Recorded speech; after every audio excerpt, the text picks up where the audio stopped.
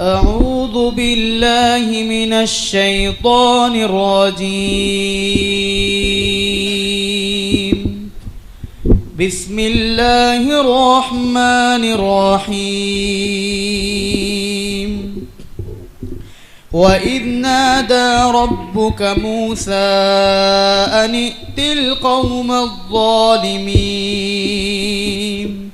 قوم فرعون ألا يتقون قال رب إني أخاف أن يكذبون ويضيق صدري ولا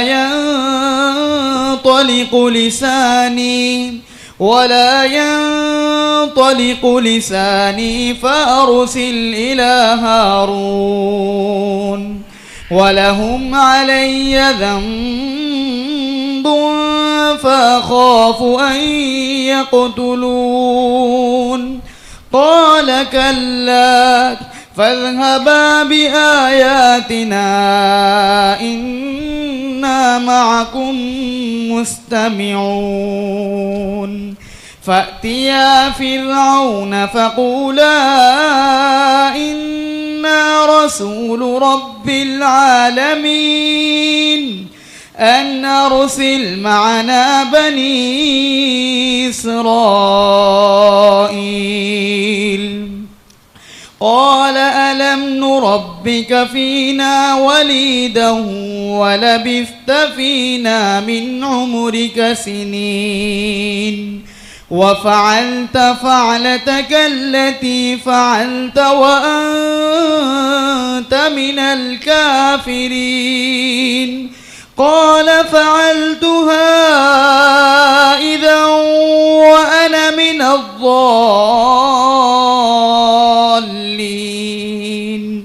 ففررت منكم لما خفتكم فوهب لي ربي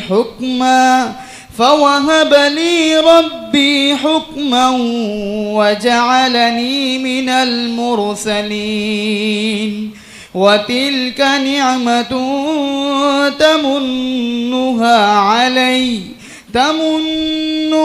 علي أن عبدت بني إسرائيل صدق الله العظيم.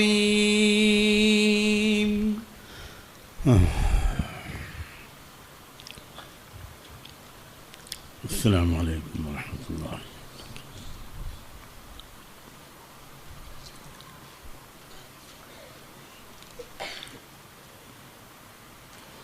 الحمد لله وكفى وسلام على عباده الذين اصطفى اما بعد.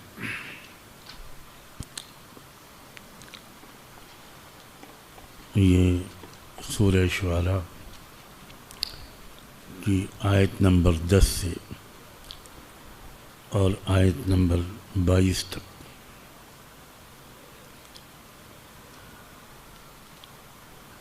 تیرہ آیتوں کی تلاوت اس وقت کی گئی.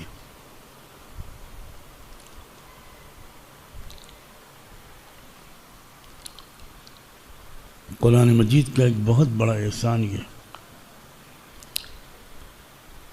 کہ انسانی تاریخ کے انتہائی سبق آموز واقعات اور تجربات قرآن نے ہمیشہ کے لیے محفوظ کر دیا. میں پہلے بھی اشارہ کر چکا ہوں کہ پچھلے تجربوں سے، پچھلے واقعات سے بڑے سبق ملتے ہیں. خود انسان کے اپنے آباء و اجداد کے تجربوں سے، اپنے خاندان کے بزرگوں کے تجربوں سے، اپنے علاقے کے لوگوں کے تجربوں سے، اور بلا شبہ یہ قرآن کے بہت اہم موضوعات اور بڑے احسانات میں سے. ورنہ ہماری یادداشت کا تو حال یہ ہے کہ ہم میں سے بہت کم لوگ ہوں گے وہ جن کو اپنے پردادا اور ان کے اوپر کے بزرگوں کا نام بھی یاد ہوگا. سینکڑوں اور ہزاروں سال پہلے کے واقعات قرآن نے محفوظ کر دیے. جو بھی غور کرتا ہے ان واقعات پر بڑی رہنمائی اس کو ملتی ہے. انسانی تاریخ کے بہت ہی سبق آموز واقعات میں وہ واقعات ہیں جن کا تعلق اللہ کے عظیم الشان نبی سیدنا موسیٰ علیہ السلام سے. اتنے مختلف پہلو ہیں حضرت موسیٰ علیہ السلام کی سمان حیات کے، ان کے تجربوں کے، ان کے واقعات کے، کہ شاید ہی کسی ایک شخصیت کی زندگی میں اتنے مختلف پہلو کی رہنمائی ملے سوائے خاتم النبیین سیدنا محمد رسول اللہ.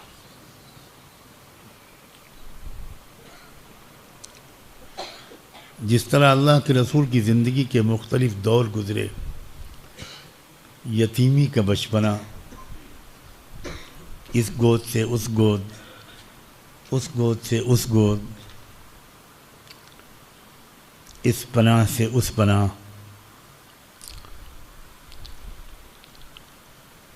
بہت مختلف مراحل اللہ کے رسول کی زندگی میں گزرے.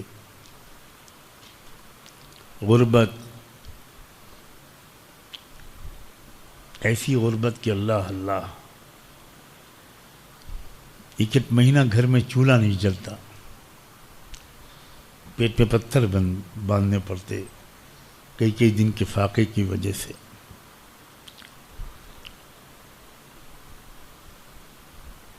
یہ دور بھی آیا اور وہ دور بھی آیا کہ آپ دولت کے ڈھیر تقسیم کرتے کرتے تھک جاتے تھے.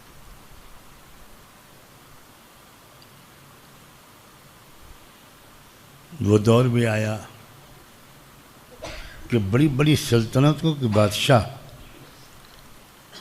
آپ سے مرعوب ہونے لگے. دور رہنے کے باوجود جو خبریں اور اطلاعات ملتی تھیں، تیز رفتار ترقی کی،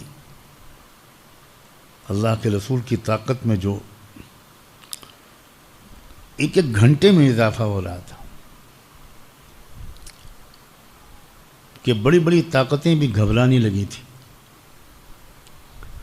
کہاں تو اپنے چچا لوگ ستاتے تھے، خاندان ستاتا تھا، اور کہاں زندگی کا وہ مرحلہ بھی آیا. حضرت موسیٰ علیہ السلام کی زندگی کے حالات بھی اتنے ہی مختلف مراحل پر مشتمل ہیں، اور اسی لیے قرآن مجید نے بار بار ان کی زندگی کے حالات بیان کیے. یہاں پر ان کی زندگی کے ایک دور سے، ایک مرحلے سے تذکرہ شروع ہوا ہے. بالکل پیدائش کے وقت سے تذکرہ یہاں نہیں شروع ہوا. وہ سورہ قصص میں شروع ہوا ہے، وہاں زیادہ تفصیلی بیان ہے. سورہ طٰہٰ میں بھی کافی تفصیلی تذکرے زندگی کے کچھ مراحل کے گزر چکے ہیں. یہاں اس وقت سے حضرت موسیٰ علیہ السلام کی زندگی کا تذکرہ شروع ہوا ہے جب سے ان کو نبوت و رسالت ملی ہے، اور ان کو اور ان کے بھائی حضرت ہارون کو انہی کی گزارش پر فرعون اور اس کی قوم کے پاس ایک بڑی زبردست قسم کی پکار اور دعوت لے کر جانے کا حکم ہوا ہے.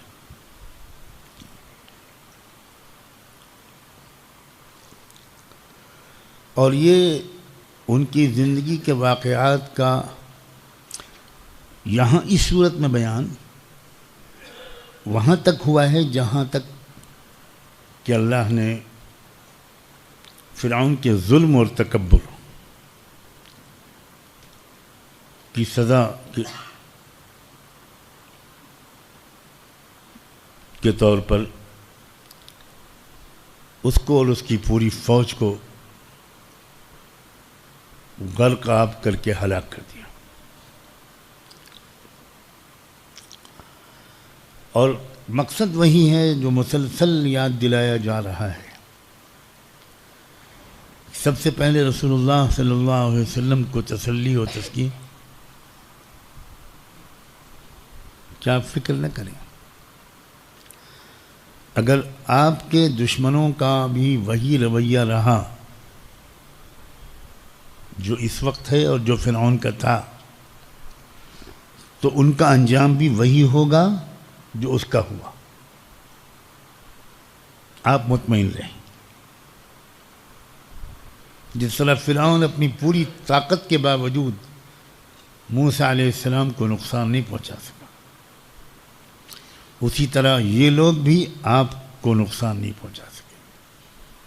ہم ہیں آپ کے ساتھ.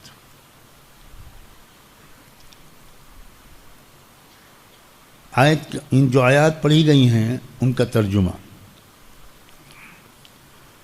جب آپ کے رب نے پکارا تھا، یاد کیجئے اس وقت کو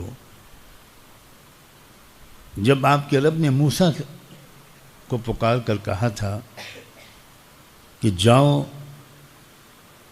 ظالم قوم فرعون کے پاس جاؤ اور ان سے ایک صاف بات پوچھو، کیا باز نہیں آؤ گے تم؟ الا یتقون، اللہ، کیا نہیں باز آؤ گے؟ اپنی حرکتوں سے، سرکشی سے، ظلم سے، غرور اور گھمنڈ سے تم باز نہیں آؤ گے.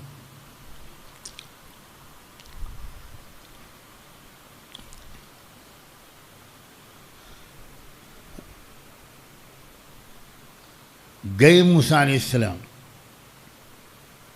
اور اللہ کا یہ پیغام صاف صاف پہنچایا.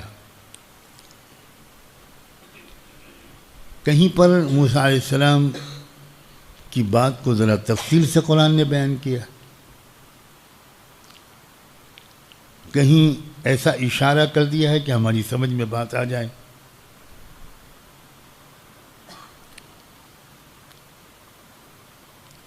موسیٰ علیہ السلام نے کیا کیا کہا تھا اس سے، اور مقامات پر تفصیل سے بیان ہوا ہے. یہاں بھی اس گفتگو اور پیغام کا ایک حصہ ابھی آگے بیان ہوگا. پہلے جواب بیان کیا اللہ نے قرآن فرعون کا، بلکہ نہیں، موسیٰ علیہ السلام کا. جب اللہ نے موسیٰ علیہ السلام کو حکم دیا کہ جاؤ اور فرعون سے اب کھل کر گفتگو کرو، تو موسیٰ علیہ السلام نے عرض کیا انی اخاف ان یکذبون.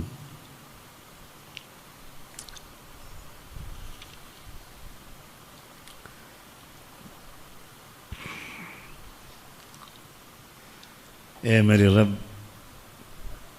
مجھے تو اس بات کا اندیشہ ہے کہ وہ لوگ مجھے سچ نہیں مانیں گے،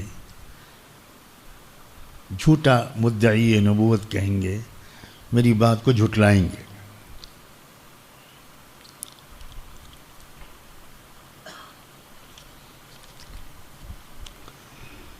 ایک بات تو یہ انہوں نے اللہ سے عرض کی. دوسری مشکل یہ بھی ہے یضیق صدری ولا ينطلق لسانی. میرا سینہ کچھ گھٹا گھٹا رہتا ہے، بھنجتا ہے، اور میری زبان رواں نہیں ہے۔ میں بہت ہی وضاحت کے ساتھ اچھے انداز سے اپنے معافی ضمیر کو ادا نہیں کر پاتا۔ تو اللہ آپ سے ایک درخواست ہے، فَأَرْسِلْ إِلَىٰ ہارون، آپ ہارون کو بھی میرے ساتھ رسالت میں شریک کر دیجیے۔ مجھے نہیں معلوم کہ کسی نبی اور پیغمبر نے اللہ سے یہ درخواست بھی کی کہ مجھے اکیلے نہ بھیجیے۔ اور ایک اور مسئلہ ہے، وَلَهُمْ عَلَيَّ ذَنْبٌ فَأَخَافُ أَنْ يَقْتُلُونَ۔ ایک گناہ کا میں نے ارتکاب کیا تھا، ایک جرم کا، یہ جرم مجھ سے سرزد ہو گیا تھا۔ اب میں جب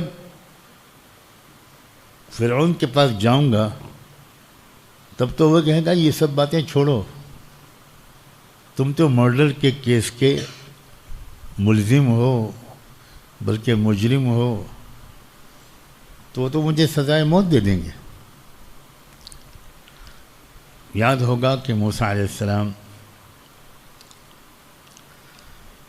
اسی فرعون کے گھر میں پلے تھے۔ واہ رے اللہ، شاہی ٹھاٹ بانٹ کے ساتھ، ایک ولی عہد شہزادے کے تم طراق کے ساتھ، اور مزاج میں جلال تھا، اور ماشاءاللہ بدن میں طاقت تھی۔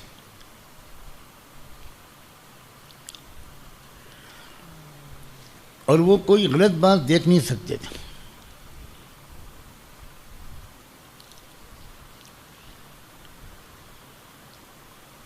ایک بار وہ کہیں جا رہے تھے یا ٹہل رہے تھے، نکلے تھے، دو آدمیوں کو جھگڑتے ہوئے دیکھا، ایک اقلیت کا، ایک اکثریت کا۔ یہ جملے ہنسانے کے لیے نہیں کہتا ہوں، بڑے زبردست اشارات ہیں۔ دو قومیں تھیں وہاں، ایک قبطی اور سبطی، الاسباط۔ قبطی کی اکثریت تھی قبطیوں کی، اور انہی کی حکومت تھی۔ بڑا زبردست طاقتور حکومت تھی۔ اور سبطیوں کی اقلیت تھی، وہ بیچارے بالکل محکوم اور غلام۔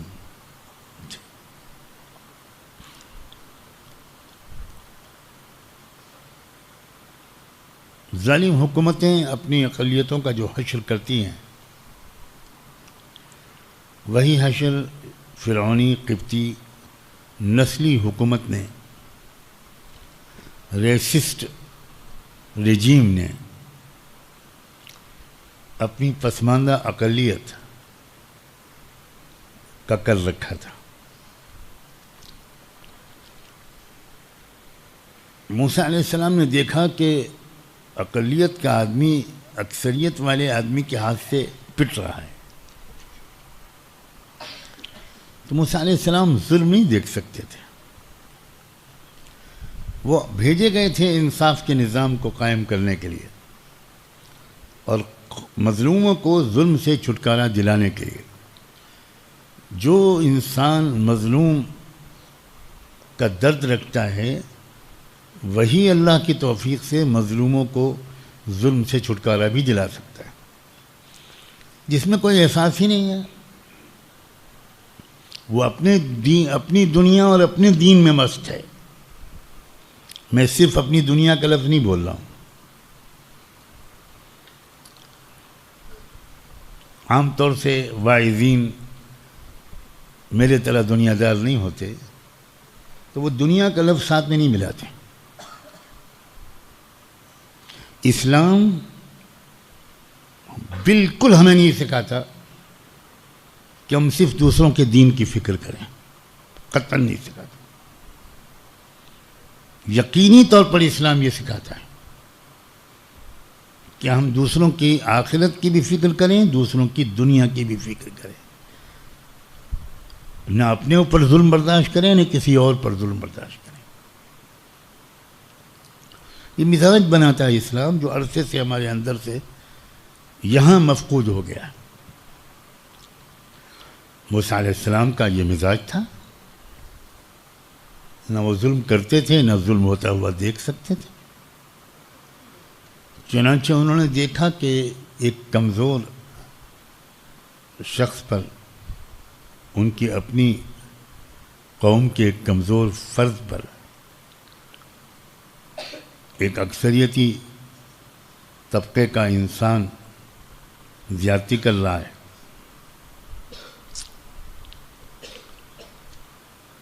تو انہوں نے اس کو روکا۔ وہ جب وہ نہیں مانا تو ایک گھونسا رسید کیا، فَوَكَذَهُ مُوسَىٰ۔ اب ماشاءاللہ اللہ جانے اللہ تعالیٰ کا کیا منصوبہ تھا، وہ جو بعد میں ظاہر ہوا۔ موسیٰ علیہ السلام نے اس ارادے سے وہ گھونسا رسید نہیں کیا تھا کہ نیت کرتا ہوں کم وقت کو مارنے کی، مگر گھونسے میں وہ تاثیر آئی کہ جناب وہیں ڈھیر ہو گئے اکثریت کے نمائندے۔ فقضى علیہ، یہاں تک روایات میں آتا ہے، مجھے نہیں معلوم وہ روایات کہاں تک صحیح ہیں، یہ علمی علماء کے ہاں اسرائیلی روایات کہی جاتی ہیں کہ اس گھونسے سے گردن ہی الگ ہو گئی۔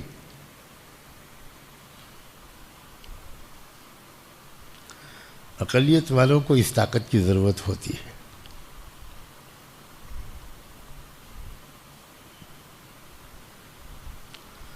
اب موسیٰ علیہ السلام گھبرائے کہ یہ کیا ہو گیا۔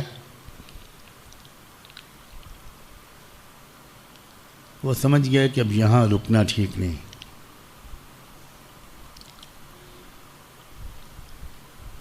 اور ادھر بہت سے حافظین تھے موسیٰ علیہ السلام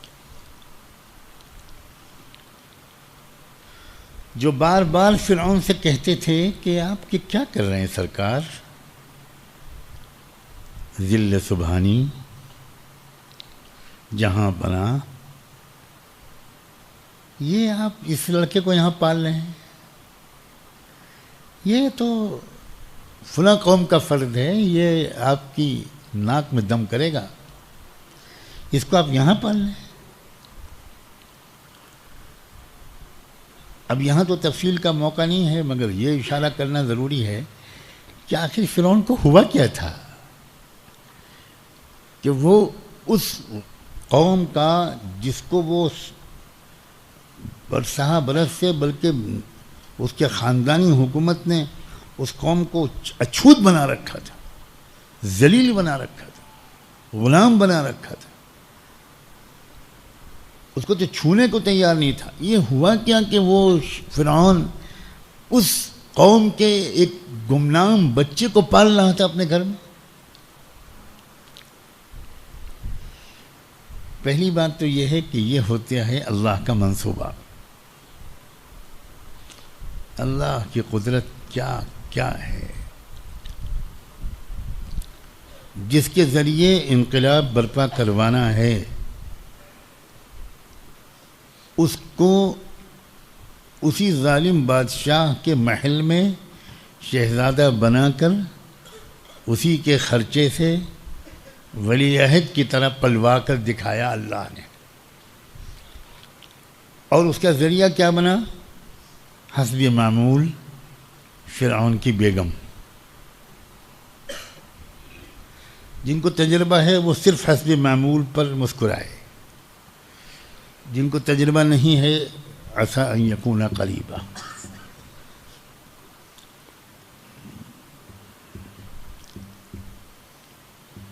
میں نے کل پرسوں لطیفہ سنایا تھا کہ ایک دلہن رخصتی کے وقت میں بہت رو رہی تھی، اکثر معمول ہے.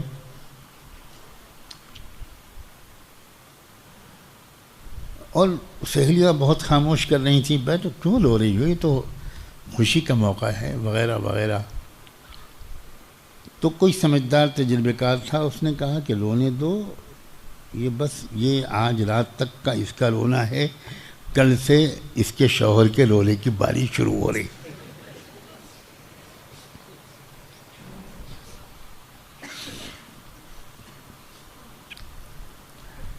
اب عجیب پلاننگ ہے اللہ کی, کیا دور سے اللہ منصوبہ بناتا ہے. فرعون کے گھر میں کوئی بچہ نہیں پیدا ہو رہا تھا. کتنی دوائیں کھلائی ہوں گی اس نے بیوی کو, کتنی خود کھائی ہوں گی مجنون شبابی, اور خدا جانے کیا کیا کھلایا ہوگا. آپ میں سے بھی کچھ لوگ کھلاتے ہوں گے. کیا جتن نہیں کیا ہوگا فرعون نے, مگر بچہ نہیں پیدا, اولاد نہیں ہوئی. آپ لوگوں کی طرح فرعون دوسری شادی کر لیتا,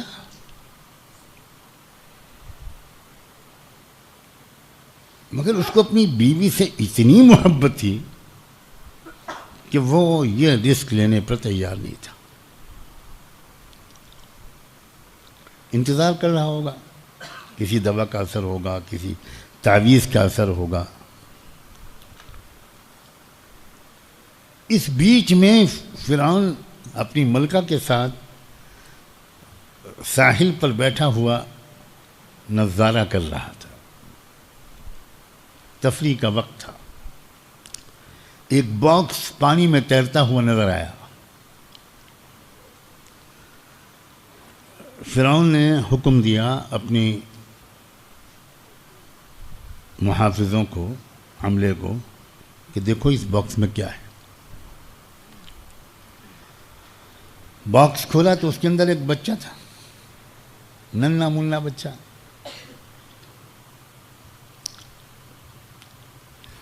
آ رہا تھا وہ اس طرف سے جدھر سے یہ سبتی قوم جہاں رہتی تھی, اور ادھر آیا وہ جہاں قبطی قوم رہتی تھی. ہونا یہ چاہیے تھا کہ فوراً فرعون اس بات کا آرڈر کرتا, فوراً تحقیق کرو یہ بچہ کس کا ہے, کس گھر کا ہے. اور جیسے ہی ثابت ہوتا کہ یہ سبتی قوم کے فلاں گھرانے کا بچہ ہے, وہ ہزاروں بچوں کو مار چکا تھا سبتی قوم کے, ڈرا ہوا تھا.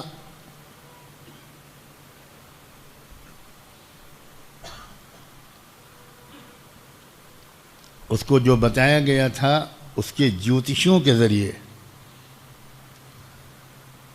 کہ ایک بچہ پیدا ہوگا اس سبتی قوم میں, وہ آپ کی نسلی زبردست حکومت کی زوال کا سبب بنے گا. تو اس نے اس کا یہ حل نکالا کہ میں اس قوم کے کسی گھر میں پیدا ہونے والے کسی لڑکے کو زندہ نہیں رہنے دوں گا. لہذا سوال ہی نہیں پیدا ہوتا اس بات کا کہ کوئی اس خاندان کا لڑکا بڑے ہو کر میری حکومت کے زوال کا سبب بنے, جب کوئی زندہ ہی نہیں رہے گا. تو ہونا تو یہ چاہیے تھا کہ فوری طور پر فرعون اس کا آرڈر کرتا کہ تحقیق کی جائے کہ یہ بچہ اس قوم کا تو نہیں ہے, اور جیسے ہی اس کو خبر ملتی کہ اس قوم کا بچہ ہے تو وہ فوراً گردن کاٹنے کا حکم دے دیتا. مگر اللہ کے منصوبے پر کوئی چیز غالب نہیں آ سکتی. اب باپ کو بیٹے کی کمی, اولاد کی کمی اتنی محسوس نہیں ہوتی جتنی ماں کو ہوتی. اب باپ بھی اگر بادشاہ ہو تو اس کی تو مشغولیتیں بہت ہیں. ملکہ جو بیٹھی تھی پاس میں وہ للچا گئی اس خوبصورت سے ننھے بچے کو دیکھ کر. لا تقتلوا,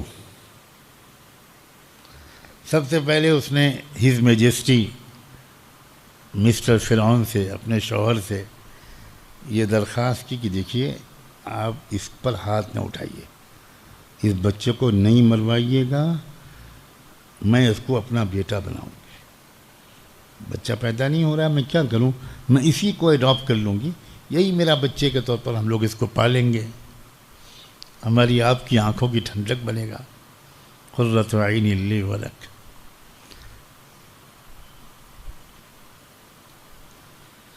میں سوچتا ہوں اللہ اپنے عرش پر سے دیکھ کر مسکرا رہا ہوگا۔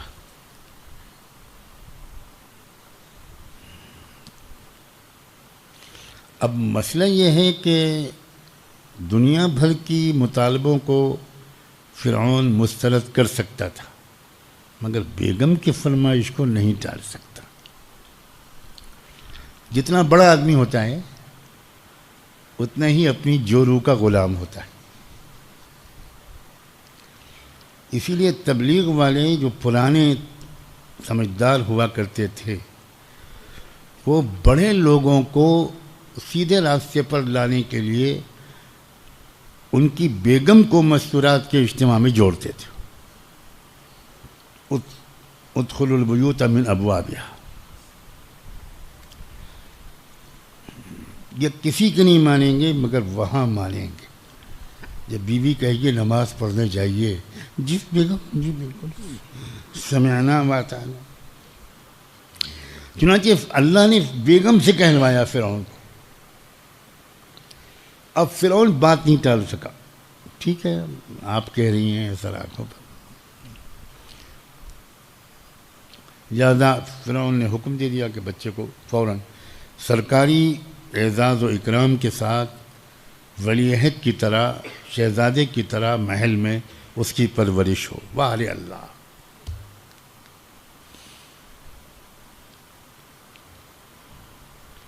اور یہاں میں ایک بات اور بتا دوں، موسیٰ علیہ السلام کی ماں نے وہ ڈر گئیں جب بیٹا پیدا ہوا بجائے خوش ہونے کے، کیونکہ ان کو یہ لگا کہ بیٹی ہوتی تو زندہ رہتی، بیٹا ہوا ہے تو یہ جیسے ہی پتہ چلے گا اس ظالم حکومت ختم کر دے گی میرے جگر کے ٹکڑے کو۔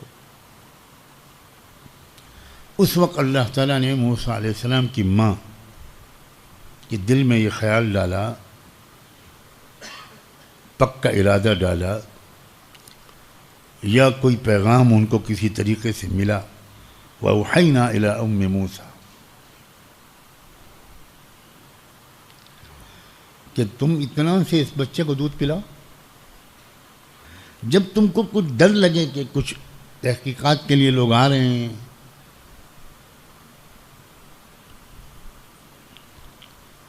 تو تم ایک کام کرنا، ایک لکڑی کے باکس میں اپنے بچے کو بٹھا کر دریا کے حوالے کر دینا، القیہ فی الیم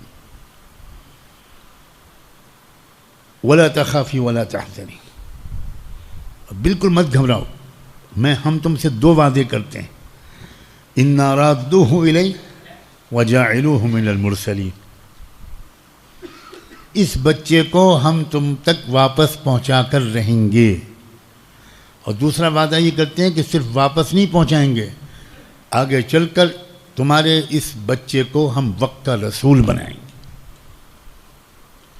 یہ ہے غیبی یقین جو اس ماں کو اللہ پر یقین تھا، حالانکہ ماں کی گود زیادہ محفوظ ہے دریا کی موجوں کے حساب کے مقابلے میں، لیکن جب ماں کو اللہ کا یہ پیغام مل گیا تو اس نے سمجھ گیا اب حفاظت میری گود میں نہیں ہے، حفاظت اللہ کے حکم کی تعمیل میں۔ چنانچہ جیسے ہی ان کو کچھ اندیشہ محسوس ہوا، انہوں نے بچے کو باکس میں بٹھایا اور باکس کو دریا کے حوالے کر۔ لیکن یہ ہے اسلام، یقین ایسا کہ کوئی شک نہیں، اور اپنی طرف سے اسباب کی لائن کی کوشش بھی جاری رہے، یہ اسلام کہتا ہے۔ چنانچہ انہوں نے اپنی بیٹی سے کہا قصی، بیٹی تم ایسا کرو، چپ چاپ دریا کے کنارے کنارے کنارے کنارے دیکھتے رہو جہاں تک جا سکو کہ تمہارا بھائی کدھر پہنچا، کیا ہوا، میرا بیٹا کدھر گیا۔ یقین کا یہ مطلب نہیں ہے کہ کوئی کوشش نہ کی جائے، یہ بہت جاہلانہ تصور ہے یقین کا، اور مجھے یہ کہتے ہوئے تھوڑی سی ہچکچاہٹ ضرور ہو رہی ہے کہ یقین کے اس غلط تصور نے ہماری بربادی میں بڑا رول ادا کیا ہے، بہت بڑا رول ادا کیا۔ یہ بالکل غلط تصور ہے۔ جو اسباب ممکن ہو ان کو ضرور اختیار کیا جائے، لیکن بالکل سامنے دشمن کے اسباب سے متاثر نہ ہوا جائے، اس لیے کہ واللہ غالب علی امرہ۔ یہ ہے یقین صحیح۔ چنانچہ ماں نے اپنے بیٹے کے بارے میں جتنا کر سکتی تھی اس نے کیا، کہ بیٹی کو کہا کہ چلتی رہو، جاتی رہو، جاتی رہو، جاتی رہو، جاتی رہو، کم سے کم کچھ خبر تو ملے کہ میرا بچہ پہنچا کہاں۔ کیا سمجھدار لڑکی تھی وہ۔ یہ جو باکس تھا یہ تیرتا تیرتا، میں پہلے بتا چکا ہوں، ادھر پہنچا جہاں فرعون اور ملکہ بیٹھی تھی دریا کے کنارے، بہترین موسم کا لطف لے رہی تھی۔ دور کھڑی بچی دیکھتی رہی۔ اب جیسے ہی بچے کو باکس سے نکالا گیا اور ملکہ نے کہا کہ دیکھیے کہ بس اس کو ہاتھ نہ لگائیے گا، ماریے گا نہیں، اس کو مروائیے گا نہیں، بس میں اس کو پالوں گی، میرا بیٹا ہے۔ اور فرعون نے کہا ٹھیک۔ اب مسئلہ یہ پیش آیا کہ بچہ تو بہت دیر سے بھوکا تھا، اس کو دودھ کی ضرورت تھی، تو فرعون نے فوراً آرڈر کیا اور بہترین نرسیں، دائیاں، دودھ پلانے والی خواتین، ان کو بلایا گیا۔ لیکن اللہ کی قدرت پھر غور کیجئے، وَحَرَّمْنَا عَلَيْهِ الْمَرَاضِعَ مِنْ قَبْلِ، اللہ نے پہلے طے کر رکھا تھا کہ یہ بچہ کسی عورت کا دودھ قبول نہیں کرے گا۔ اب ایک عورت لائی جاتی ہے، وہ بچے کو دیا جاتا ہے، بچہ نہیں دودھ پیتا، رو رہا ہے، دوسری لائی جاتی ہے، تیسری لائی جاتی ہے، نہیں پی رہا ہے، نہیں پی رہا ہے، پریشان ہے، کیا کرے، مر جائے گا بچہ۔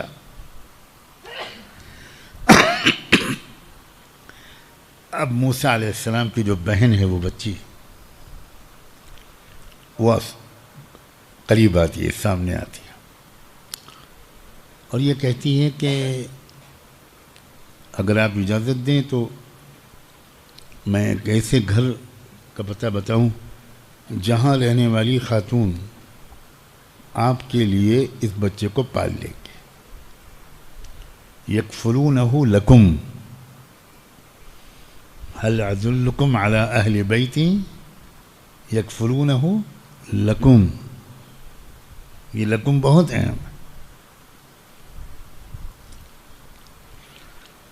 اب ایسی محبت تھی اس فرعون کی بیوی کو اس بچے سے کہ نہ تو بیوی نے شوہر سے کہا، نہ شوہر کے ذہن میں آیا کہ بھئی مجھے تحقیق تو کرنے دو کہ یہ لڑکی کہاں سے آئی ہے، یہ کس گھر کا پتہ بتا رہی ہے، ایسے بھیج دوں میں۔ پھر وہی بات ثابت آتی کہ سیدھا نہ ہو شوہر تو بیوی کو راہ راست پر لے آؤ، انشاءاللہ فرعون بھی ٹھیک ہو جائے گا۔ آپ لوگ تو بہت شریف لوگ ہیں۔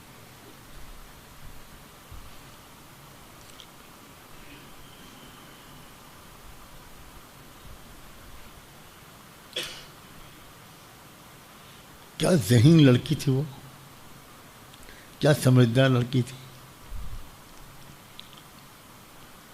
اس نے قطعاً یہ ظاہر نہیں ہونے دیا کہ یہ میرا بھائی ہے، ایک بالکل اجنبی لڑکی کی طرح معصومیت سے حکومت وقت کی خیرخواہی کا اظہار کرتے ہوئے، فرعون کی خیرخواہی اور وفاداری کا اظہار کرتے ہوئے بہت مخلصانہ مشورہ دیا۔ فرعون مرد آباد کا نعرہ نہیں لگایا،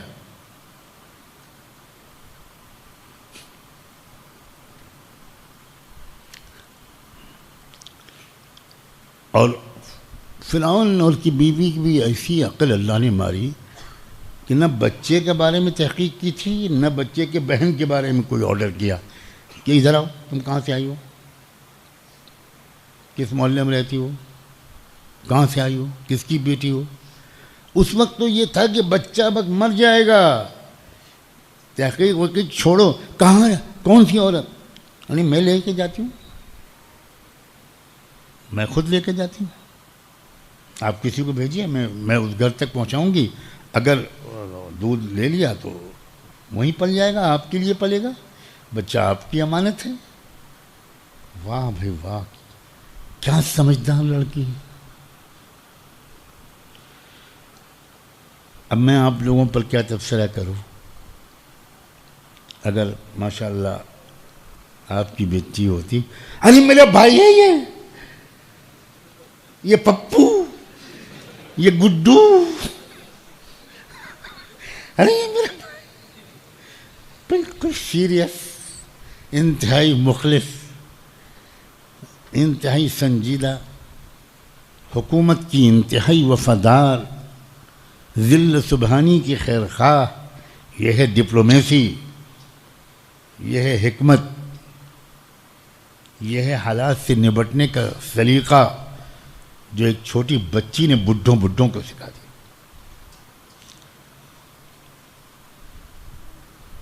چنانچہ فوراً آرڈر کیا گیا، چلو لے کے جاؤ، پورا قافلہ جاؤ اعزاز و اکرام کے ساتھ، اس بچی کے ساتھ جاؤ، کہاں لے کے جا رہی ہے اور ہم کو رپورٹ دو۔ اب جہاں وہ بچہ پہنچا اپنی ماں کے پاس لپٹ گیا اور آرام سے دودھ پینا شروع کر دیا۔ وہ قافلہ خوش واپس آیا، بادشاہ سلامت، مبارک ہو۔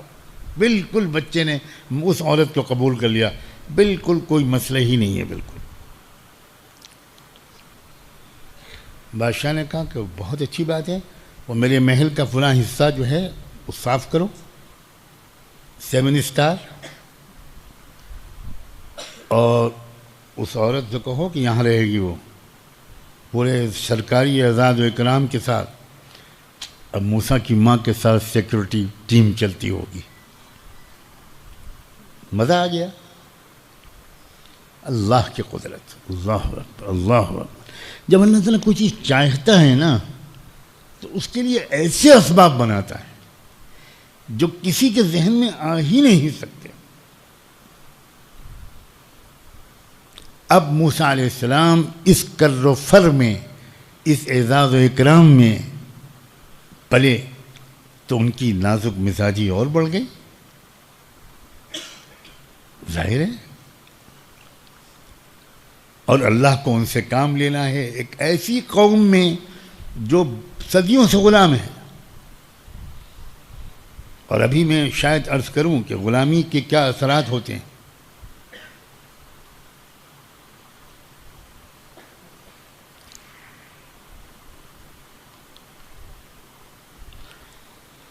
تب اللہ تعالیٰ نے یہ ایک منصوبہ بنایا، تقدیر بنائی کہ موسیٰ کو فرعون کے محل سے نکال کر بالکل غریب عوام کے درمیان کیسے بھیجا جائے، کیونکہ جب تک یہ اس سطح سے نیچے نہیں آئیں گے، زمینی سطح کے انسان نہیں بنیں گے اور سماج کی پسترین طبقے کو نہیں دیکھیں گے، ان کے درمیان نہیں رہیں گے، تو یہ اس پسماندہ غیر تعلیم یافتہ قوم کے درمیان ہدایت کا کام نہیں کر سکتے۔ یہ جہاں غلطی دیکھیں گے ماریں گے گھوسا۔ تب اللہ نے یہ طے فرمایا کہ موسیٰ علیہ السلام کو محل سے نکال کر 10 سال ایک گاؤں میں نہایت غریب لوگوں کے درمیان ماتحت اور نوکر بن کر رکھا جائے. اللہ اکبر. یعنی اگر ہم اپنی زبان میں کہیں تو اللہ نے موسیٰ علیہ السلام کے 10 سال لگوانے کا فیصلہ کیا.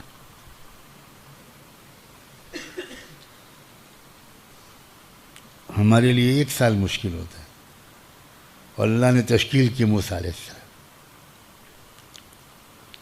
اور اللہ کی تشکیل ایسی نہیں ہوتی کون کون تیار ہے.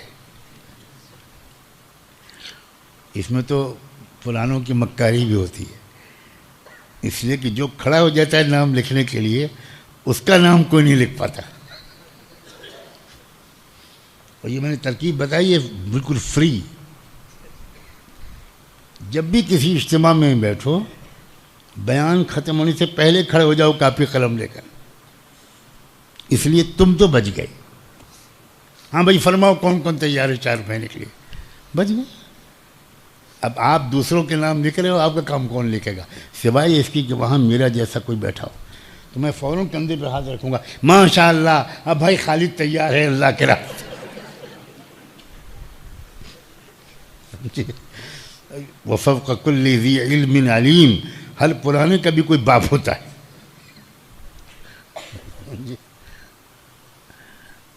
تو تشکیل اللہ نے کی اور موسیٰ علیہ السلام کو کہاں پہنچایا؟ ایک گاؤں میں، مدین میں، بہت دور ہے.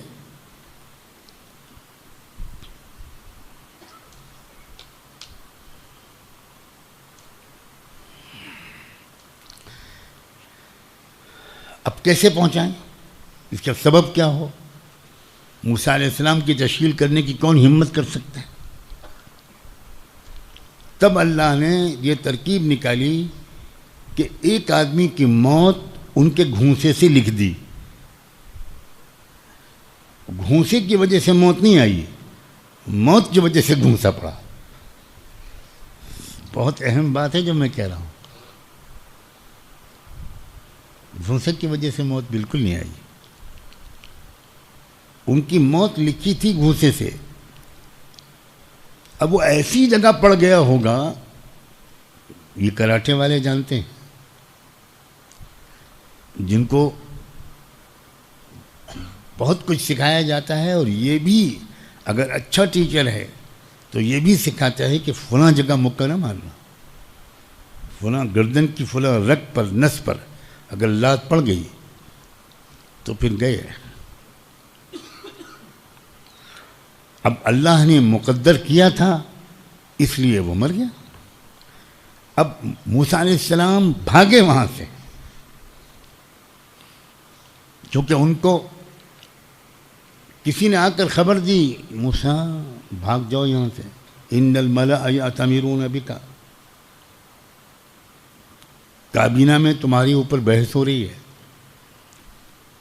اور گرفتاری کا آرڈر جاری ہونے والا ہے، بھاگ جاؤ. تو موسیٰ علیہ السلام فوراً سمجھ گئے اور نکل گئے وہاں سے. اب 8-10 سال ایک دیہات میں ایک ملازمت کے طور پر بکری چرانے اور پانی لانے، کنویں میں سے پانی لانے، اس کی نوکری پر رہے. اب کہاں سپر پاور کا شہنشاہ کا محل اور کہاں ایک ٹوٹا پھوٹا دیہات اور یہ کام. تو ظاہر ہے کہ اتنے دن کی اس تربیت کے بعد موسیٰ علیہ السلام کے مزاج میں جب وہ اعتدال آ گیا کہ اب وہ دعوت کی ذمہ داری اٹھا سکتے ہیں، نہایت کم سمجھ لوگوں کو برداشت کر سکتے ہیں، پسماندہ اور بہت ہی علم سے محروم، غلامی کی زنجیروں میں صدیوں سے جکڑی ہوئی قوم، اس کی بد اخلاقی، بے عقلی، جہالت کو جھیل کر اس کو ترقی کے راستے پر گامزن کر سکتے ہیں. اور ایک بڑا مقصد تھا موسیٰ علیہ السلام کے لیے جو اللہ نے طے کیا تھا کہ اس غلام قوم کو آزادی دلوانا ہے موسیٰ کے ذریعے. تو اس غلام قوم کو ترقی کے راستے پر آگے لے جاتے ہوئے آزاد کروا کر ان کی بہترین تعلیم و تربیت کر سکتے ہیں. اس کے لیے اس غریب پسماندہ جاہل قوم کے بیچ میں 10 سال رکھا گیا. اب جب وقت آ گیا کہ اب تربیت مکمل ہو گئی، تب موسیٰ علیہ السلام کو ادھر ان کا جو کانٹریکٹ تھا وہ پورا ہوا، معاہدہ، اور وہ مدین سے واپس اپنے وطن کی طرف مصر کی طرف نکلے. تربیت مکمل ہو چکی تھی تب اللہ تعالیٰ نے راستے میں ان کو نبی و رسول بنایا اور نبوت و رسالت کی ذمہ داری ان پر ڈالی. اور وہاں یہ حکم ہوا کہ اب تم فرعون کے پاس جاؤ. اس لیے موسیٰ علیہ السلام کو پرانی باتیں یاد آئیں اور انہوں نے کہا کہ میرے اوپر تو قتل کا مقدمہ چل رہا ہے، میں تو بھاگ گیا تھا اور جس علاقے میں بھاگا تھا وہاں فرعون کی حکومت تھی نہیں. اب موسیٰ علیہ السلام نے یہ بات کہی کہ مجھ پر تو وہاں مقدمہ چل رہا ہے، میں تو جیسے ہی فرعون کے پاس جاؤں گا وہ کہے گا باقی باتیں چھوڑو، پہلے اپنی جرم کی سزا بھگتو. اب موسیٰ علیہ السلام نے یہ جو جواب دیا ہے اللہ کو، ایک تو یہ کہ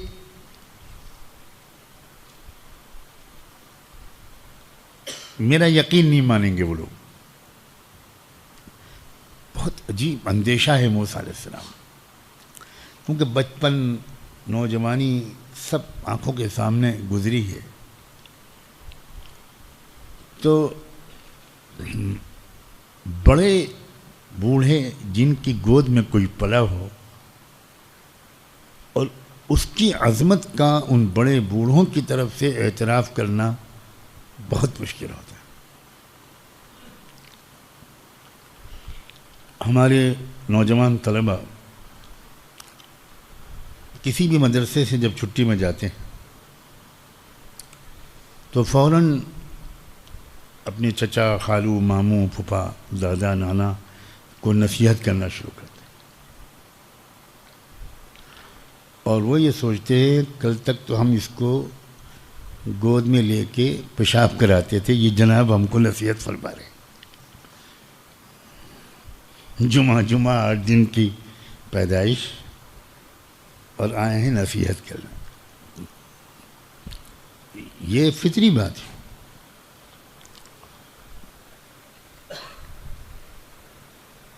چنانچہ موسیٰ علیہ السلام نے کہا کہ وہ مجھ پر یقین نہیں کریں گے. دوسری مشکل بیان کی کہ میری زبان رواں نہیں ہے، کچھ ہے، رکاوٹ سی ہوتی ہے بات کرنے میں. اس لیے اللہ ایک میرے ساتھ میں ہارون میرے بھائی کو بھی لگا دی. وہ بہت صاف اچھی گفتگو کرتے تھے، اور اس سے یہ بات معلوم ہوئی کہ ایک دعوت دینے والے کو اگر یہ نعمت بھی ملے کہ وہ بہت صاف لفظوں میں اپنی بات کہہ سکے، لکھ سکے، تو یقیناً یہ بہت مددگار ہوتی ہے اپنی ذمہ داری کی ادائیگی میں.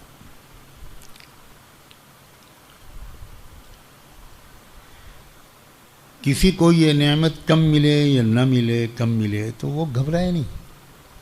وہ جو کر سکے وہ کرے، جو کہہ سکے وہ کہے.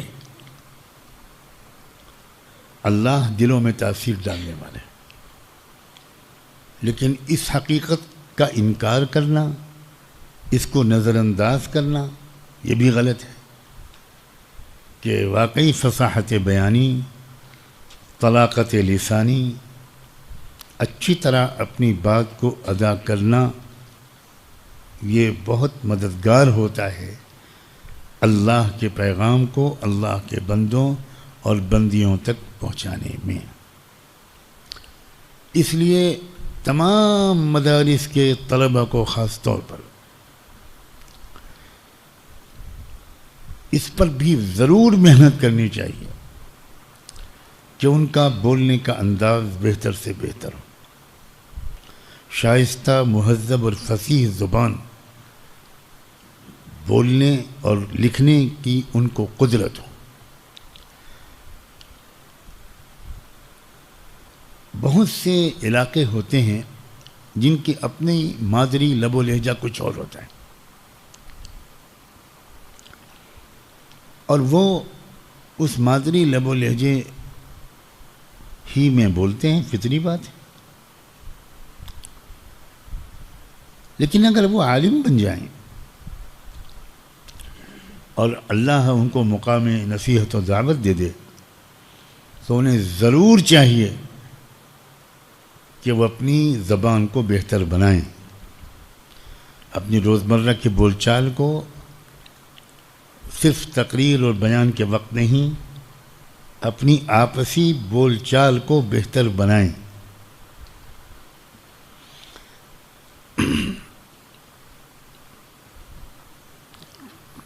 اگر یہ چیز اتنی اہم نہ ہوتی تو کیا موسیٰ علیہ السلام اللہ سے یہ دعا مانگتے،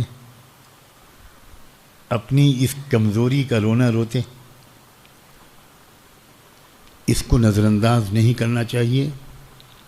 ہمارے اکثر مدارس اس کو نظر انداز کر رہے ہیں۔ گھروں میں بھی اپنے بچوں اور بچیوں کو بہت شائستہ اور مہذب طرز گفتگو سکھانا چاہیے۔ اللہ تعالیٰ نے سے موسیٰ علیہ السلام نے یہ جو کچھ کہا، اس کے جواب میں اللہ نے فرمایا کلا، اللہ اکبر، عجیب انداز کلام ہے اللہ کا، ہرگز نہیں،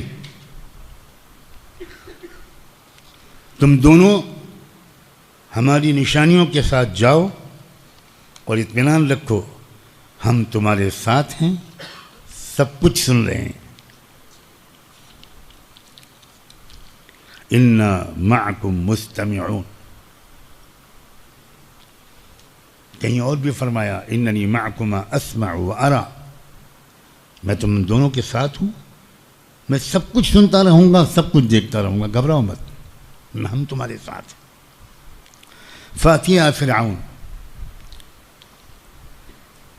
جاؤ فرعون کے پاس اور تم دونوں فرعون سے کہنا انا رسول رب العالمین، ہم دونوں رب العالمین کی طرف سے آپ کے پاس بھیجے گئے، اور ہمارا ایک بہت اہم مطالبہ آپ سے یہ ہے ان ارسل معنا بنی اسرائیل،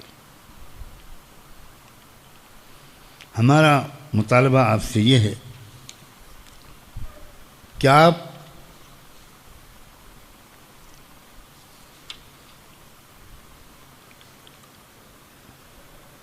بنو اسرائیل کو، یعنی ہماری قوم کو جس کو آپ نے غلام بنا رکھا ہے، بنیادی حقوق سے محروم کر رکھا ہے، ان کو آزادی دیجیے، ہم ان کو لے کر اس ملک سے کہیں اور جانا چاہتے ہیں۔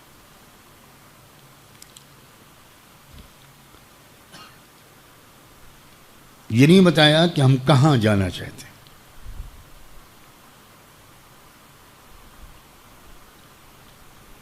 بلکہ یہ کہا کہ ہم اب چاہتے ہیں کہ یہ قوم،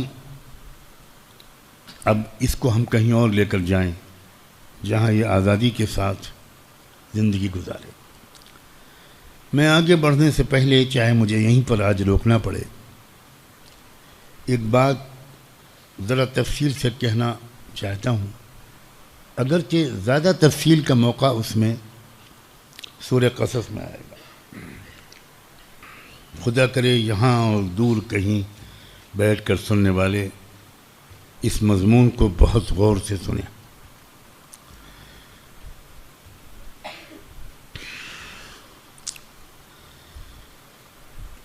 جب کوئی طاقت کسی قوم کو غلام بناتی ہے، کوئی سرکش، مغرور، ظالم، گھمنڈی طاقت، تو ایک کام یہ کرتی ہے کہ اس قوم کو اپنے تعلیمی سرمایے سے کاٹ دیتی ہے، اس کو جہالت میں مبتلا کر دیتی ہے۔ ہر ظالم، مغرور حکومت اپنے محکوموں کو غلامی کی زنجیروں میں جکڑے رکھنے کے لیے علم سے محروم کرتی ہے۔ وہ علم جو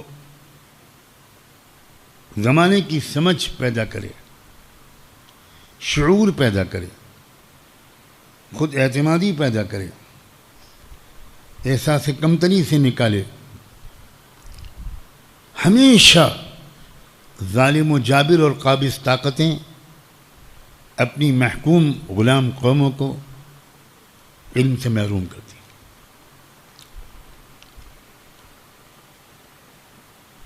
قبطی حکومت نے سبطی اقلیت کو اس قدر جاہل بنا رکھا تھا، اندھ وشواس میں مبتلا کر رکھا تھا، اس قدر عقلی طور پر پسماندہ کر دیا تھا کہ موسیٰ علیہ السلام کی صحبت کے باوجود آسانی سے اس قوم کی جہالت اور عقلی اور علمی پسماندگی دور نہیں ہوئی۔ یہ میں بہت اہم بات عرض کر رہا ہوں۔ نبی کی صحبت و تربیت کے باوجود وہ نبی کو خدا نہیں ہوتا۔ قوموں کو بدلتے بدلتے، ڈھالتے ڈھالتے وقت لگتا ہے۔ یہ جہالت نہیں تھی تو اور کیا تھی؟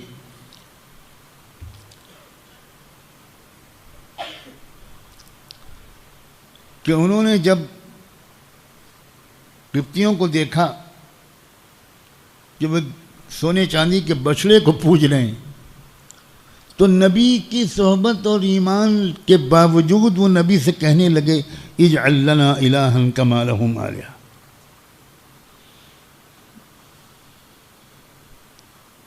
جس اللہ کو ہم لوگ عبادت کر رہے ہیں وہ نظر تو آتا نہیں، نظر آنے والا کوئی دیوتا ہم کو آپ دے دیجیے، ایسا دیوتا جیسا ان کا ہے، ایسا دیوتا جیسا ان کا ہے وہ دیوتا ہم کو دے دیجیے، ایسا بنا دیجیے۔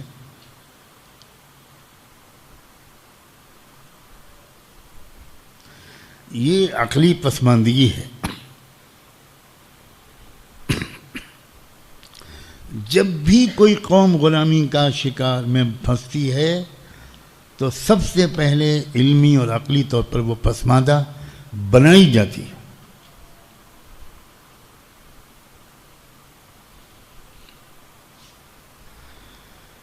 پھر معاشی طور پر اس قوم کو کنگال بنا دیا جاتا ہے۔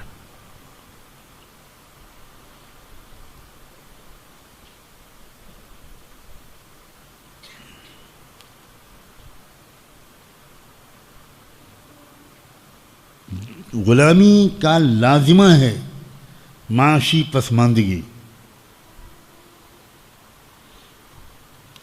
قومی طور پر، اجتماعی طور پر معاشی پسماندگی اور غربت ہرگز اسلام کے نزدیک پسندیدہ چیز نہیں، قطعاً نہیں۔ یہ بہت غلط تصور ہم سب کے ذہن میں بیٹھا ہوا ہے۔ یہ بھی اسلام کی غلط تشریح اور غلط فہم کی وجہ سے اسلام کی ترجمانی کرنے والے لوگ معاشی طور پر مضبوط ہونے کی ہمت شکنی کرتے ہیں. یہ نبوی طریقہ نہیں ہے، قرآنی طریقہ نہیں. چنانچہ یہ بنو اسرائیل کے لوگ، یہ سبطی قوم، انتہائی غریب اور بہت ہی زیادہ بیکورڈ ہو گئی تھی. ان کو، کسی بھی طاقتور قوم کو اپنے ملک میں 3rd اور 4th اور 5th اور 6th گریڈ کے کام کرنے کے لیے کچھ پسماندہ لوگوں کی ضرورت ہوتی ہے.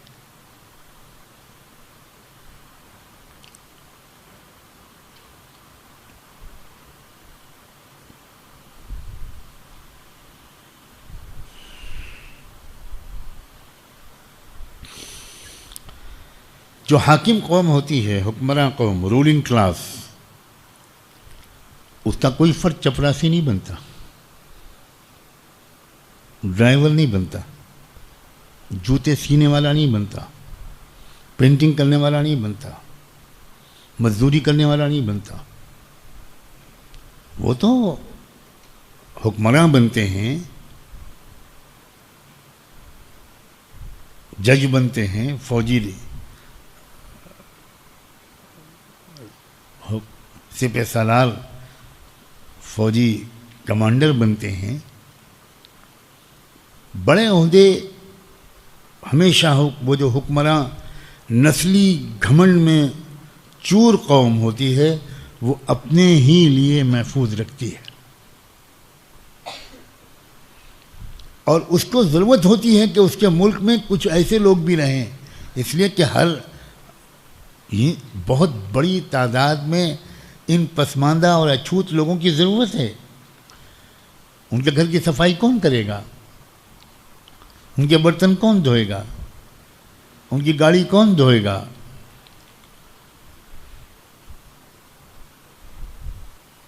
اس لیے وہ چالاک نسلی گھمنڈی حکمراں اپنے ملک میں ہمیشہ ایک ایسی قوم کو یا قوموں کو رکھتے ہیں جن سے وہ یہ بہت ہی چھوٹے قسم کے کام لیتے رہیں. یہ صرف ماضی میں نہیں ہوتا رہا ہے، یہ حال میں بھی ہو رہا ہے، اور اگر نہ ہو رہا ہوتا تو میں اتنے واضح لفظوں میں اس بات کو نہ کہتا. ہم بالکل سمجھ نہیں رہے ہیں، بالکل سمجھ نہیں رہے ہیں. ایسے قوانین بنا دیے جاتے ہیں کہ روز بروز محکوم قوم افلاس کے گڑھے میں گرتی چلی جاتی.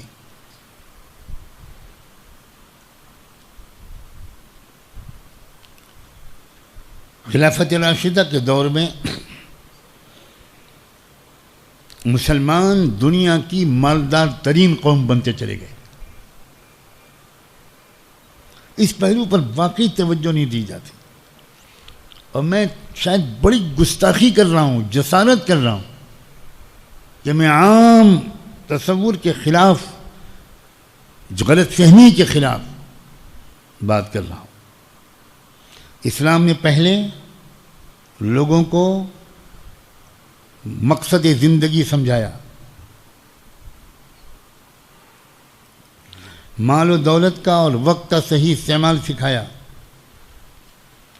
اور جب مال و دولت کا صحیح استعمال لوگ سیکھ گئے تو خوب مال کے دروازے اللہ نے کھولے، خوب کھولے. ٹنوں سونا، اگر میں یہ کہوں تو کل پیاس بہت لگے گی. ٹنوں سونا صحابہ کرام کے پاس تھا. آیا منہ میں پانی؟ کل سے اگالدان لے کے بیٹھنا. ٹنوں یعنی آرے سے کاٹنا پڑتا تھا سونے کی سلوں کو. لیکن یہ سونا بانٹتے تھے وہ ہزاروں میل تک غربت کو دور کر دینے کے لیے سونا ان کے دل میں نہیں تھا، سونا ان کے باکس میں تھا، جیب میں تھا، بالکل جیب میں نہیں تھا۔ پسماندہ قوم کو غریب رکھا جاتا ہے احساس کمتری میں مبتلا رکھنے کے لیے اور چھوٹے چھوٹے کاموں میں پھنسائے رکھنے کے لیے۔ بات سے بات نکلتی ہے، میں کہاں پہنچ جاؤں گا۔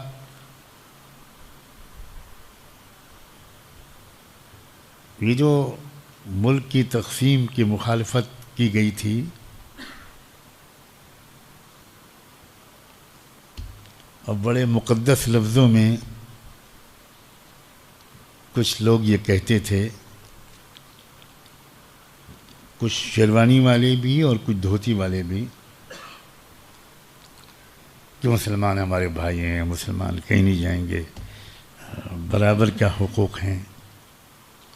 اس کے پیچھے یہ ان کا ارادہ تھا کہ اگر مسلمان سب چلے گئے تو دھوبی کون ہوگا،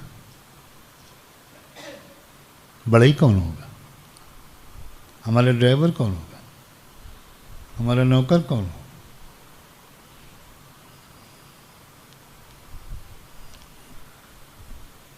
لوگ یہ سمجھتے تھے کہ یہ بہت اچھے لوگ ہیں، بڑے سیکولر، بہت ہی انصاف پسند، مسلمانوں کے بڑے مخلص دوست۔ اور واقعی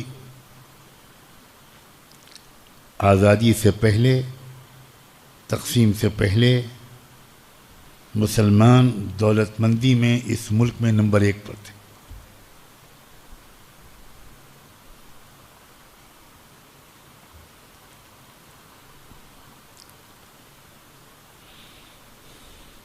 اور کیا حال ہو گیا ہے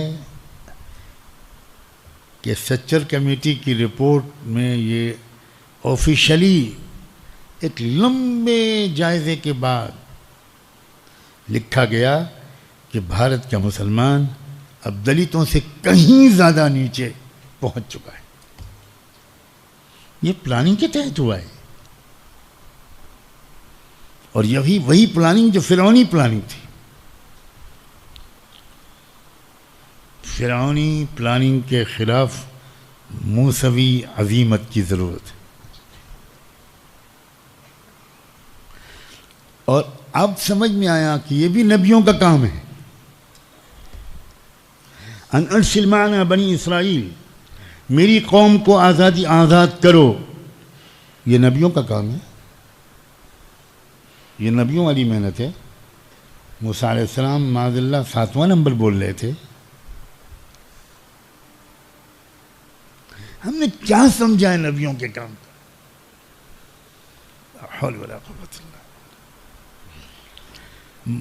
موسیٰ علیہ السلام کی بعثت کا مقصد ایک یہ بھی تھا کہ اس مظلوم اور غلام قوم کو آزادی دلائیں۔ قوموں کو آزادی دلانا، غلام قوموں کو آزادی دلانا، یہ نبیوں کی محنت کا مقصد ہے۔ ہمیشہ غلامی پر راضی رہنا، اور کبھی خیال بھی نہ آنا کہ کوئی تدبیر کی جا سکتی ہے کہ اس غلامی کی زنجیروں کو کچھ کاٹا جائے، کچھ ڈھیلا کیا جائے۔ بہت غلط ترجمانی دین کی ہو رہی ہے، اور اس کی وجہ سے پوری قوم کی ہمت پست ہو چکی ہے۔ اللہ کرے ایک نئی نسل پیدا ہو، نئی ہمت اور شعور کے ساتھ، اور جامع فہم دین کے ساتھ۔ اسلام کا ایک جامع فہم ہم سب کو حاصل ہو، وہی ذوق عبادت بھی ملے، وہی ذوق ذکر و مناجات بھی ملے، وہی شجاعت اور حمیت و غیرت بھی ملے، وہی غلامی کی زنجیروں کو توڑنے کی ہمت اور حوصلہ بھی ملے، دشمن سے آنکھ میں آنکھ ڈال کے بات کرنے کا حوصلہ بھی ملے۔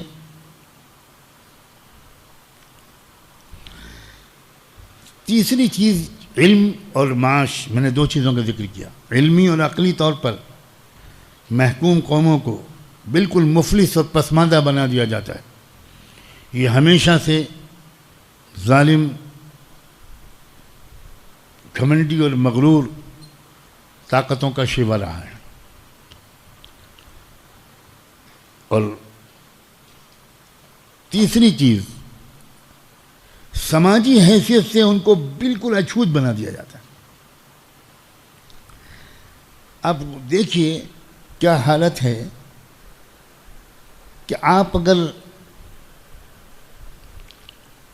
ریل میں بیٹھے ہوں پہلے سے، تو ہو سکتا ہے آپ کے پاس میں جگہ خالی ہو اور کوئی اونچی ذات والا شخص ٹرین میں ڈبے میں آئے، مگر وہ کوشش کرے گا کہ آپ کے پاس نہ بیٹھے۔ یہ ہو رہا ہے کہ نہیں ہو رہا ہے اس وقت؟ ارے بولو یار، کیوں؟ اس لیے کہ وہ آپ کو اچھوت سمجھتا ہے، آپ کے پاس بیٹھنا اپنی تحقیر سمجھتا ہے۔ اپنے پڑوس میں آپ مکان کرائے پر لیں، اس کو یہ بھی اس کو گوارا نہیں۔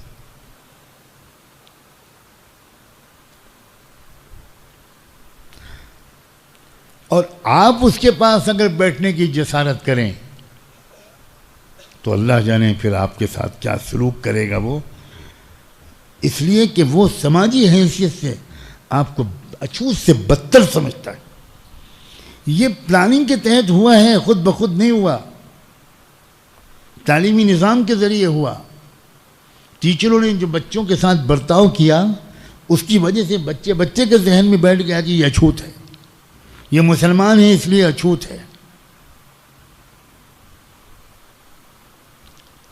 اور قوم 99% مکمل بے حسی کا شکار ہے، بالکل بے حس کا شکار۔ نہ ماں کو خبر ہے کہ بچے کے ساتھ اسکول میں کیا سلوک ہو رہا ہے، نہ باپ کو حس ہے۔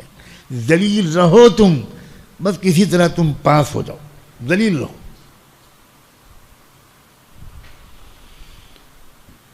تعلیمی اعتبار سے پسماندگی، معاشی اعتبار سے پسماندگی، ہر مغرور نسلی حکومت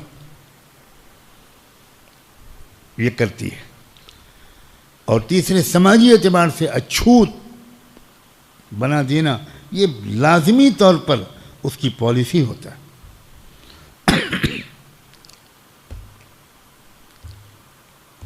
ایک اور چیز ہوتی ہے،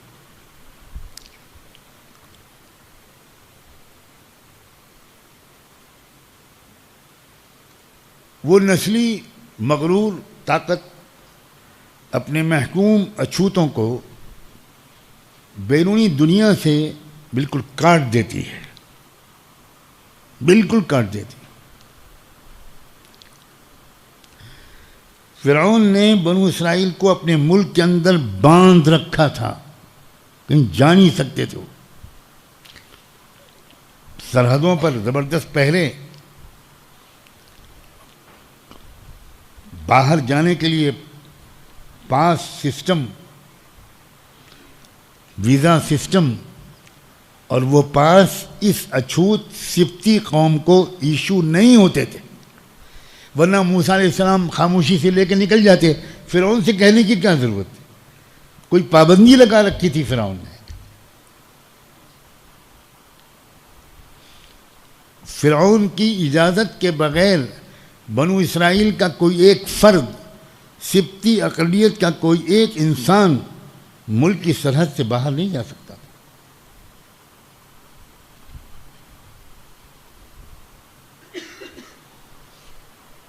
بالکل وہی سسٹم آج بھی چل رہا ہے، بالکل وہی سسٹم ہے۔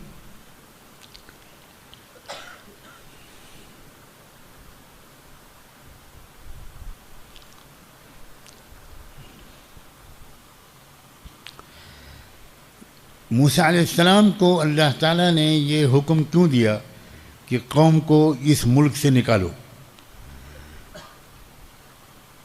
اس لیے کہ اللہ کے علم میں یہ بات سب سے زیادہ ہے کہ اس غلامی کے زنجیروں میں جکڑی ہوئی قوم کچھ سیکھ نہیں پائے گی۔ اس کی عقلی سطح پست ہے، اس کی تعلیمی سطح پست ہے، اس کی معاشی سطح پست ہے، اس کی سوچ کی سطح بہت پست ہے، اس کی ہمت پست ہے، اس کے حوصلے پست ہیں، وہ آگے بڑھنے اور ظلم کے نظام کے ختم کر کے انصاف کے نظام کو قائم کرنے کا حوصلہ ہے ہی نہیں اس کے اندر. اس لیے اس کو آزاد فضا میں رکھ کر ہی اس کی تربیت کی جا سکتی ہے.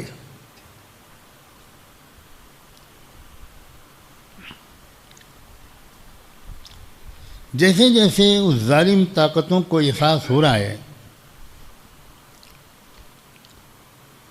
کہ عالمی ہواؤں کی تبدیلی سے عالمی محکوم عوام کے اندر شعور جو آ رہا ہے دھیرے دھیرے، اس کی وجہ سے ان سب کو خطرہ محسوس ہو رہا ہے کہ ہمارے ملک کے اندر بھی ہر ایک حکمراں کو اپنے اپنے ملک کے بارے میں یہ خطرہ محسوس ہو رہا ہے کہ ہمارے ملک کے اندر بھی غلام قوم کے اندر آزادی حاصل کرنے کا جذبہ پیدا ہوگا. اس لیے وہ زنجیروں کو جکڑتے جا رہے ہیں.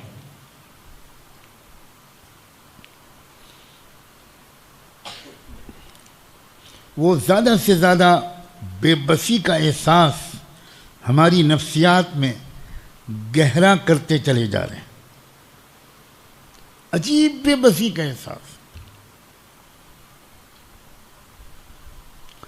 اور میڈیا کے ذریعے اس بے بسی کے احساس کو ہر انسان کے دل و دماغ میں روزانہ بڑھایا جا رہا ہے.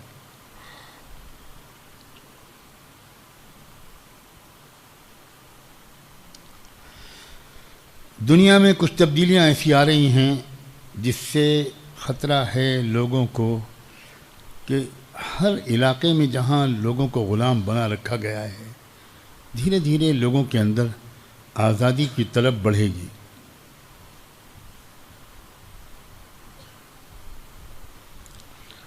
اور آخر میں یہ بات کہوں گا، مثالیں کئی دے سکتا ہوں کہ جس دن فلسطین آزاد ہو جائے گا اور بلاد الشام آزاد ہو جائیں گے، اس دن دنیا میں آزادی کی تحریکوں کو وقت کے سارے فرعون مل کر بھی روک نہیں پائیں گے. اسی لیے پوری دنیا کی طاقتیں اس وقت ان ملکوں کو غلام بنائے رکھنے پر پوری طاقت جھونک رہی ہیں، پوری طاقت جھونک رہی ہیں. اس وقت ملک شام پر دو خبیث نجس بدترین ظالم و کافر طاقتیں ملک شام پر حملہ آور ہیں. کیونکہ ملک شام کو آزادی ملی اور یہ خطرہ محسوس ہوا کہ یہ آزادی ملک شام تک محدود نہیں رہے گی. تو دو طرف سے زبردست حملہ اس کے اوپر ہو رہا ہے پچھلے 2-3-4 دن سے. ایک طرف اسرائیل حملہ کر رہا ہے براہ راست شام کے اندر اپنی فوجیں داخل کر کے، اور ایک طرف یہودیوں سے شاید بدتر ایرانی شیعہ فوج پوری فوجی طاقت کے ساتھ شام پر حملہ آور ہے.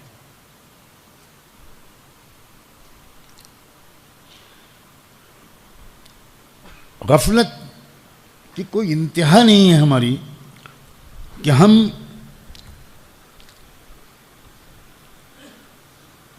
ان عظیم تاریخی مقامات کے لیے دعا بھی نہیں کرتے.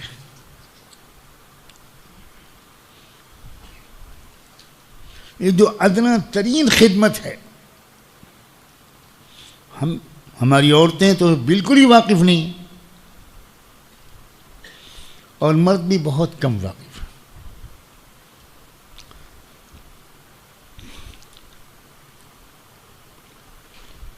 رمضان کی مبارک راتوں اور گھڑیوں دن میں زیادہ سے زیادہ دعا اللہ کے بندوں اور بندیوں فلسطین اور شام کے لیے مانگو. الحمدللہ الحمدللہ شروع میں جس انداز کے حملے ہوئے تھے بہت بھیانک حملے ہوئے تھے. ڈر ہو گیا تھا کہ شام میں جو صالح تبدیلی آئی ہے کہیں ایسا نہ ہو کہ ورق پھر پلٹ جائے اور پھر آزادی چھن جائے. مگر سلام ہو اس ارض مقدس کے جیالوں پر. 5 لاکھ عوام، سن رہے ہیں آپ لوگ؟ 5 لاکھ عوام شامی فوج کی مدد کے لیے سڑکوں میں نکل آئے. 5 لاکھ 1 گھنٹے کے اندر. کیا قوم ہے وہ؟ 5 لاکھ 9 ملین 1 گھنٹے کے اندر گھروں سے نکل کر رات کے اندھیرے میں، اور وہ اپنی فوج کی مدد کے لیے سینہ تان کر آگے آ گئے. ہم شہید ہوں گے، تم پیچھے رہو. اور 2 دن کے اندر 2 ملکوں کی فوجوں کے چھکے چھوڑا دیے عوام نے. اللہ کی مدد ان کے اوپر ہے انشاءاللہ. آؤ اب اس وقت سب سے زیادہ انہی کے لیے دعا مانگیں.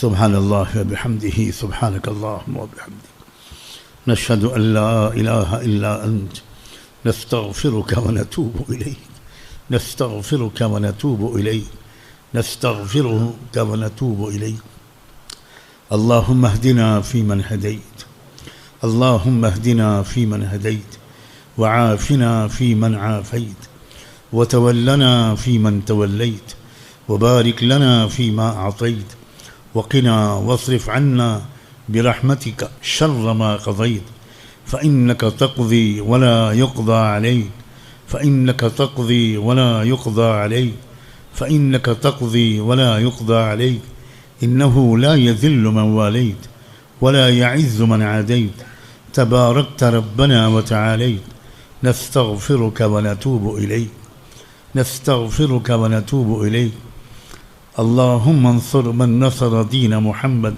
صلى الله عليه وسلم واخذل من خذل دين محمد صلى الله عليه وسلم اللهم شتت شملهم اللهم مزق جمعهم اللهم دمر ديارهم اللهم نكس أعلامهم اللهم زلزل أقدامهم اللهم خالف بين كلمتهم اللهم خذهم أخذ عزيز مقتدر اللهم اقذف في قلوبهم الرعب اللهم اقذف في قلوبهم الرعب اللهم اقذف في قلوبهم الرعب.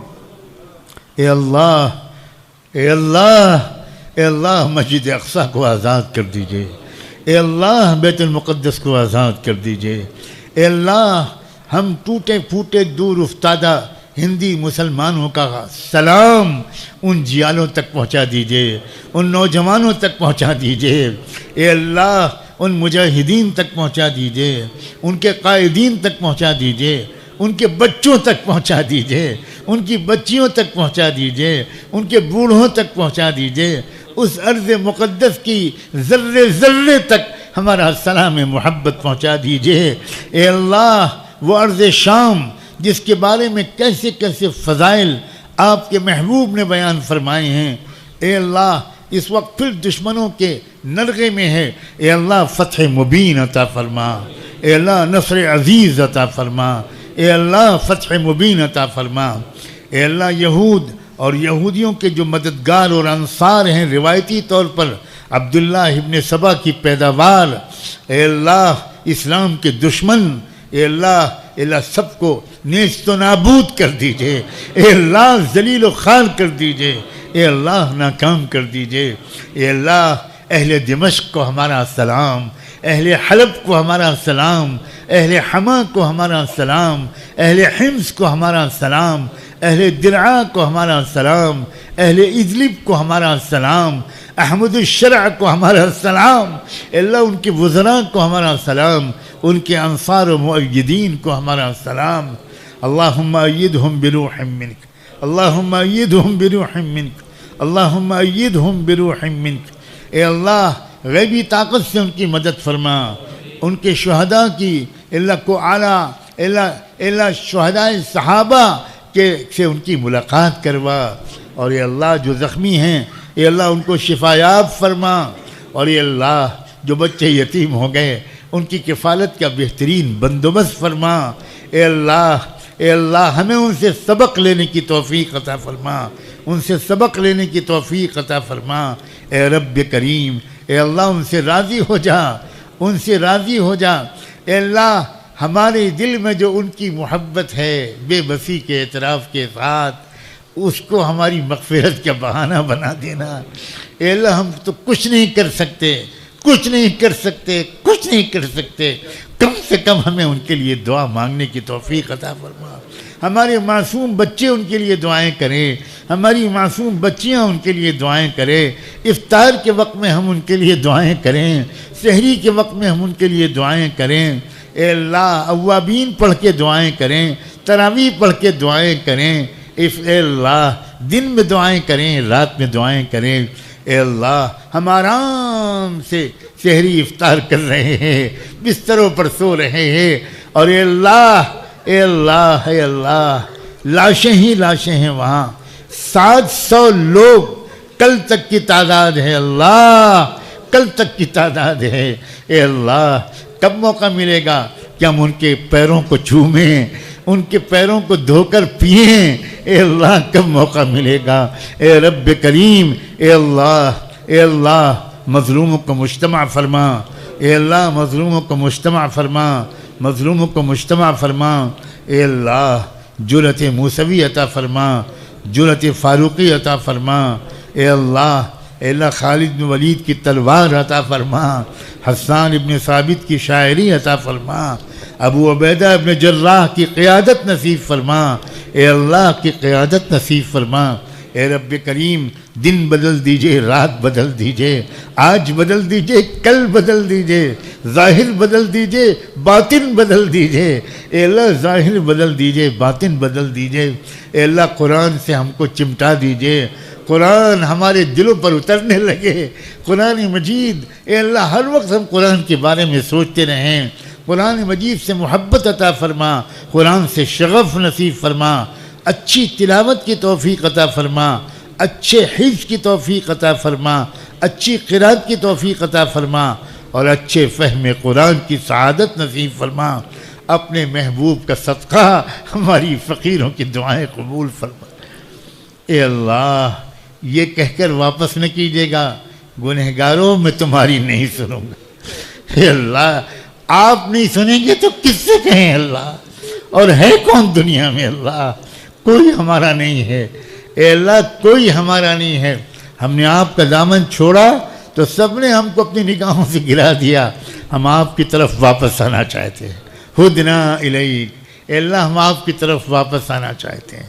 ربنا تقبل منا انک انت السمیع العلیم وتب علینا انک انت التواب الرحیم، وصلی اللہ تعالی علی خیر خلقہ سیدنا محمد وعلى آلہ وصحبہ اجمعین برحمتک یا ارحم الراحمین۔